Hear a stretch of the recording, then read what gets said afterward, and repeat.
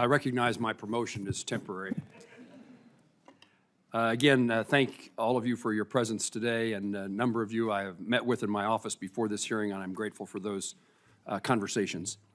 General Nordhaus and Lieutenant General Harter, the Army's recently announced Army Transformation Initiative. At what point did the Army integrate your feedback into development of the ATI concerning the Army National Guard and Reserve equities? Sir. Senator Moran, thank you. Right from the beginning, the Army National Guard works incredibly closely with our Army, and I felt like Secretary Driscoll and General George and I also had discussions. So from at all levels, right from the very beginning, also asked General George to come out and speak to all the adjutants generals along the way and making sure that we're going back. And as we get to the future of a leaner, more capable force, we look forward to transforming with the Army at the same time at pace and speed so that our formations across the board, 8 divisions, 27 brigade combat teams are capable and ready to respond in the homeland or overseas as needed for our nation. Thank you, sir. General Harter? Senator, thank you for that question. We were nested with Big Army on the big ideas from the beginning as the Chief and the Secretary were working through this, and we continue now to work through the details. So our teams are nested with Component 1, and it's transformative, it's collaborative, and we're driving on end state to make the entire Army more lethal. In regard to the future, working on it, continuing to work on it, with the Army no longer procuring gray Eagles, has the Guard been involved in discussions about other capabilities to fill that gap and provide the Army a deep sensing multi-domain capability? Absolutely, Senator Moran. As we look at the Gray Eagles that was appropriated in 2023, those will be stationed in Arizona. And as we look to the future on other divisions receiving UASs, we're working very closely with the Army on what those systems will be in the future to bring that warfight capability to those adversaries where it's hard to get to, it's critical, but we need to have the right platform in the right place to be able to be over the joint force and make sure they can bring that critical information and capability to the warfight. You expect the Guard to be continue to be engaged in that kind of activity? It's not going to go away, it's just going to be a different form? Absolutely, Senator. As we look to the future, the different platforms, we'll have to work with industry, the defense industrial base, and with the Army very closely as we look over in Ukraine and other places in the world. UASs are a significant part. We have to be able to keep pace and really outpace. And the Air National Guard brings incredible innovation and capability to this space. General Harter, in your best military advice, how will deactivating the 2 reserve ECABs affect reserve capabilities for future missions? And what capability gap does this divestment create? You know, Senator, again, I've told the Chief as we discuss this and the Secretary, the United States Army Reserve exists, as in my opening statement, to support the total Army and the nation.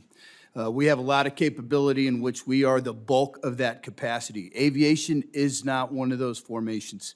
We do use our aviation. I was just in Norway, where our aviation, Army Reserve aviation helicopters were delivering 3rd Brigade, 82nd Airborne Division on an air assault. And so we are and have been nested with our Compo 1 teammates. So will there be an impact? There will be. But we are continuing to work through that with the Army to mitigate. My number one concern right now is taking care of our aviators and their crews. So we have some very seasoned pilots. And so we're looking, how can we partner with the Army National Guard, with my teammates in active duty, where they can fly active component aircraft. The key is to maintain, qualifications of our pilots, our aviators, our crew chiefs. And so that's what we're driving on right now. In that regard, a recent RAND study shows that reserve component pilots are more experienced and cost-effective than active duty pilots. The study also recommends that the Air Force reevaluate its bed-down plans for the KC-46A to maintain an efficient balance between active and reserve components. General Nordhaus, best military advice, does the Air Force's current KC-46A basing plan adequately equip the Air Guard fleet to maximize the benefits highlighted in the RAND assessment? Senator Moran, as we look at the critical capability of air refueling. It's needed by all of our combatant commands here in NORTHCOM as well, and then as we look at securing and defending the homeland. As we look at the KC-135s and the Air National Guard, certainly those need to be recapped in the future, and we look forward to working with the Air Force at the concurrent and proportional pace to be able to recapitalize those forces.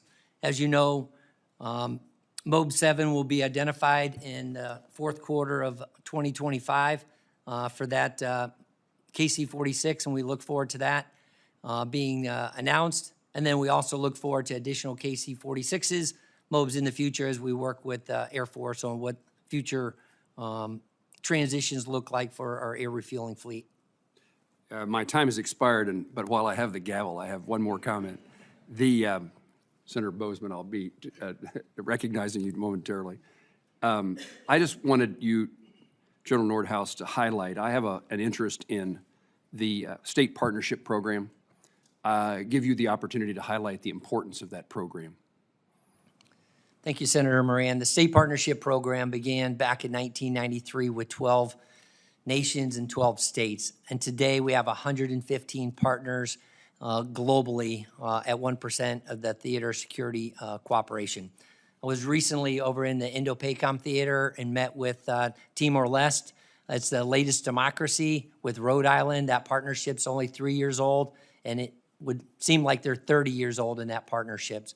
And so these partnerships globally create resiliency, they build partner capacity, and they build trust across the board. Our partners have also went into combat together, and as I look at CTC rotations and as we do training exercises, they continue to do those together. So there's recent ones coming up where we have Colorado and their state partners and other states meeting up with their partners to train together. And so that capacity building around the globe and trust is just priceless. Thank you.